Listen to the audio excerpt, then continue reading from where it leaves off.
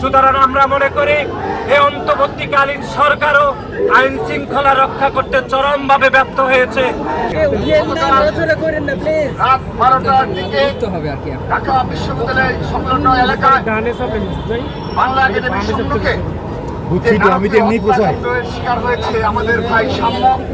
তার প্রতিবাদে গতকাল রাত থেকে ঢাকা বিশ্ববিদ্যালয় ক্যাম্পাস উত্তপ্ত উত্তাল হয়েছে। আজকের এই সময় পর্যন্ত আমাদের সম্মানিত ভিসি স্যার এবং প্রক্টর স্যারের তাদের কাছ থেকে স্পষ্ট কোনো বক্তব্য এখন পর্যন্ত আমরা পাইনি।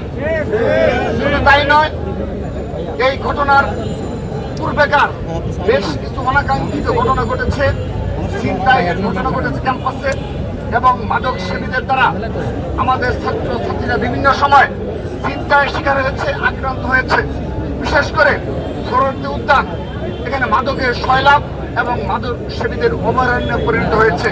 কিন্তু তাদের যে ঢাকা বিশ্ববিদ্যালয়ের নিরাপত্তা গাফিলতি রয়েছে এবং তাদের যে মূল দায়িত্ব ছিল সাধারণ শিক্ষার্থীদের নিরাপত্তা নিশ্চিত করা এবং ছাত্রলীগের দোষরদের বিচার নিশ্চিত করা, এই দুইটি ইস্যুতে এখন পর্যন্ত তাদের কোনো স্পষ্ট বিবৃতি বক্তব্য আমরা পাইনি।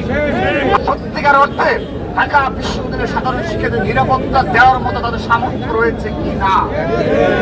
বিভিন্ন সময়ের যে অপরাধ সংঘটিত হয়েছে এবং ঢাকা বিশ্ববিদ্যালয়ের পার্শ্ববর্তী এলাকাতে যেভাবে মাদক সেবীদের আড্ডা বজায় রয়েছে, তার বিরুদ্ধে তাদের সামান্যতম আজকের দিন পর্যন্ত পদক্ষেপ আমরা লক্ষ্য করে নিই।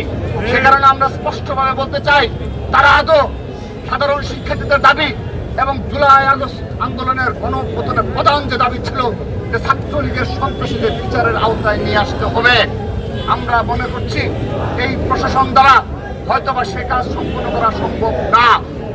এ ধরনের কোনো অনাকাঙ্ক্ষিত ঘটনায় আমাদের ঢাকা বিশ্ববিদ্যালয়ে একজন শিক্ষার্থী যেন আক্রান্ত যেন না হয়, কোনো ছিনতাইয়ের ঘটনা যেন না ঘটে, এবং পুরোপুরি আমাদের ভাই বোনদেরকে নিরাপত্তার চাদরে বেষ্টিত করতে হবে, সেই দাবি জানাচ্ছে বাংলাদেশ জাতীয় ছাত্র দল।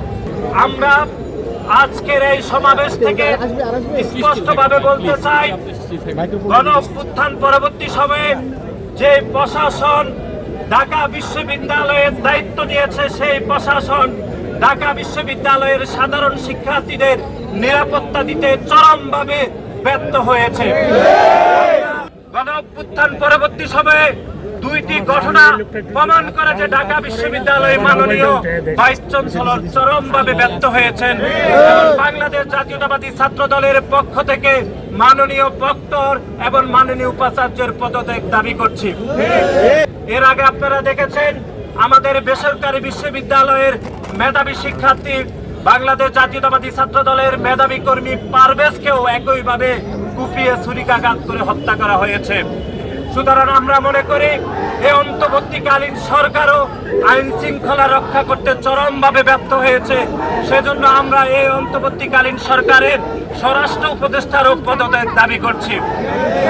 বাংলাদেশের একমাত্র ছাত্র সংগঠন হিসাবে বাংলাদেশ জাতীয়তাবাদী ছাত্র দলের 100-এরও অধিক নেতাকর্মী এই জুলাই এবং আগস্টে যারা শহীদ হয়েছেন, কিন্তু তার পরবর্তী সময়ে আমরা দেখছি বাংলাদেশ জাতীয়তাবাদী ছাত্র দলের এই গণতান্ত্রিক যাত্রাকে ব্যাহত করার জন্য বাংলাদেশ জাতীয়তাবাদী ছাত্র দলের নেতা কর্মীদেরকে টার্গেট করে হত্যাকাণ্ডের শিকার করা হচ্ছে।